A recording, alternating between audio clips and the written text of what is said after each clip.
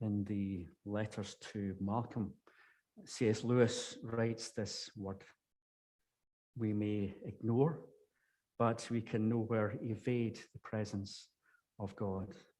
The world is crowded with him. This is a way to live in our longings, to be alive to this presence of God, that God is with us, mighty God is with us.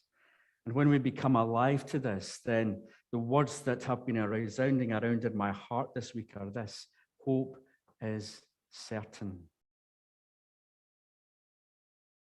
And this child who is born, this child who brings light into the darkness in Galilee, this one who in Jesus, whom the gospel speaks of as the child of Isaiah 9, here in this one, hope is certain. When we're alive to this truth that God in all his wonder and all his glory and all his strength, when he is with us, then here our longings find their place at Emmanuel's feet, God with us. In Isaiah 9:6, which is our core text for these Sundays in Advent, there are these 4 descriptions or names of the child who is born to us, names of the one who brings light into the darkness, joy and harvest to our barrenness. And these are Wonderful Counselor, Mighty God, Everlasting Father, and Prince of Peace. And this morning we turn to the second one, Mighty God. And we need to spend a wee bit of time in Isaiah 7 this morning before we get to this second name of the child born who brings light into the darkness. Isaiah 7 and Isaiah 9 are very much part of the events of Christmas, but they also have their own immediate meanings for Isaiah and for those who are listening to him.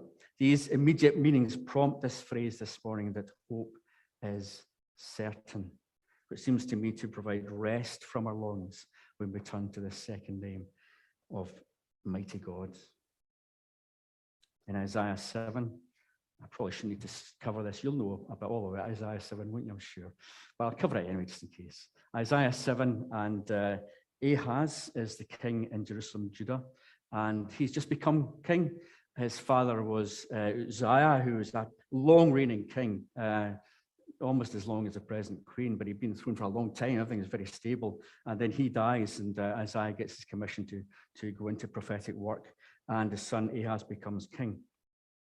And everything falls apart, as it often does in these. It's like a Ferguson moment where as soon as he leaves the club, Manchester United, everything falls apart. It's that sort of feel of things. So Ahaz is trying to pick up the pieces, and he's not doing very well. It's kind of falling apart, and he's beginning to be attacked by kings around him. And he is fearful, anxious, and under pressure. This is a dangerous time for the king and for the people of Judah. And so Isaiah is told by God to go out and meet him. Go out and meet him in the streets. And he meets him in a street called the Road to the Launderer's Fields. And Isaiah stops Ahaz and says to him, be careful, keep calm. Don't be afraid. Don't lose heart.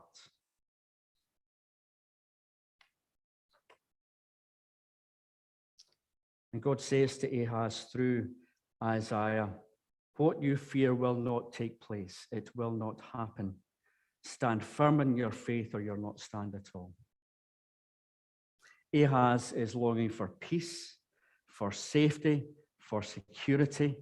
And Isaiah brings him this word: stand firmly in your faith. Don't put your hope in Assyria, this massive force away up in the north that is going to come upon you. Put your faith in God. But Ahaz doesn't listen. And this is the point when Isaiah brings the word that we all hear and we all love at Christmas. He says, therefore, the Lord himself will give you a sign. The virgin will conceive and give birth to a son, and you will call him Emmanuel, God with us. And then we fast forward to Isaiah 9, and the son of the king is born. This hope is born through Ahaz's son, Hezekiah, who will bring a faithfulness back into Jerusalem and Judah. He is the one who points forward to the greater gift in Jesus. But the point of this detour through Isaiah 7 is to be clear on the context in which God's purposes in Isaiah 9 are taking place. This Son, Emmanuel, God with us, who is born as a light into the darkness. He is born into a situation where Ahaz has not and is not trusting in God. And yet God has come. And there is light in the darkness. And there is a child born, and there is a son given. And he will be called Wonderful Counselor, Mighty God, Everlasting Father, and Prince of Peace. And this is where I carry this certainty of hope that God is here. Despite all the failures of Ahaz, despite the lack of trust, despite the lack of faith, God is here. And Isaiah offers Ahaz the gift of sharing in the power and the glory and the presence of God. To share the might and strength of the presence of God. Ahaz doesn't take it up and moves elsewhere. But that didn't stop God coming to bring light into the darkness and hope into the despair.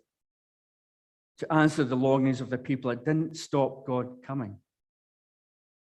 God still came, and in this child born, all the strength of God is with us. Emmanuel, mighty God, God still came. One of my favorite Psalm moments comes in Psalm 139. Where can I go from your spirit? Where can I flee from your presence? If I go up to the heavens, you're there. If I go down to the depths, you're there. If I rise on the wings of the dawn and settle on the far side of the sea, your right hand will hold me fast. The psalmist is living within this awareness that God is with him in each moment. He is answering every longing. God is with us. There was a moment on Friday evening at the Starlight Cafe. And I just looked around. And I thanked God that I could be part of a people that could do this. There was a joyfulness around it. Maybe I'm just a visual guy, but the lights sparkling, the people talking, the chatting, the buzz. Such a moment with God. It felt like something was really moving across this time. It was such a beautiful and moving moment. God was so present. And you looked around and you saw joy. And the online discipleship group exploring fruitfulness in our front lines as well. What's grown out of that is this awareness of God in each moment.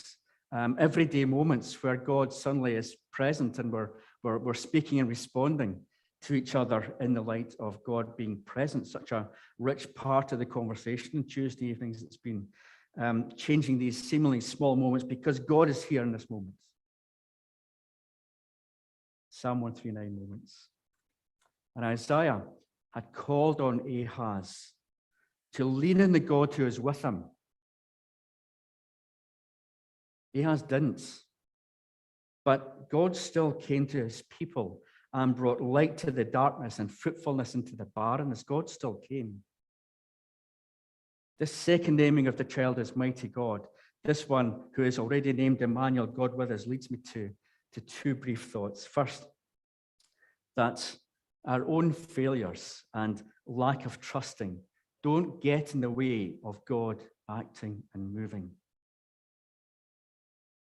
It can be easy to fall to the thoughts, am I getting in God's way? What if I get this wrong? Am I hearing God right? But God's promises are God's promises. You aren't going to mess them up. You might just not share in them. But secondly, and this is maybe more important for now, trust in the God who is with us. This one who is ever present, always waiting for us. God is with us. He is willing for us to take up his promises. He waits for us to draw on him when we long for change, when we long for a different world, when we long for peace and hope and light across our lives. God is Emmanuel with us. Mighty God who brings light to our darkness and hope to our gloom. In the chapter in Hebrews that I read from, there's this incredible list of all these faithful people. It just pours through all these faithful people. And they're described as as longing for a different world and acting in the light that they saw at a distance. Longing for a better country and a heavenly one. And we are those who have seen more light. We have seen Emmanuel, God with us. Mighty God walking with us in Jesus, the one who brought new creation to the people and places he walked, the one who died on the cross because he loves you, the one who's raised to new life as the first fruits of our longings. We have seen this one walking by his Spirit amongst us. And to speak of the mighty God here is not to be lost in words that lie beyond us, but is a calling to look to the one who is in our midst, to recognize that God is with us and not turn away, but to take up that invitation to share in the work of God amongst us. Walter Brueggemann puts it like this when he's thinking about our response to all this. He says, God emboldens his disciples to participate in the work of creation that will make an abundant life possible. That's the work that we are involved in, to give others abundant life, because God is the one who is with us, who gives us abundant life. And we are invited to share in the blessing of all of that. And we shared a wee bit on Friday evening in that abundance of life and joy. We're called to do that each moment. Turn to the God who is with us.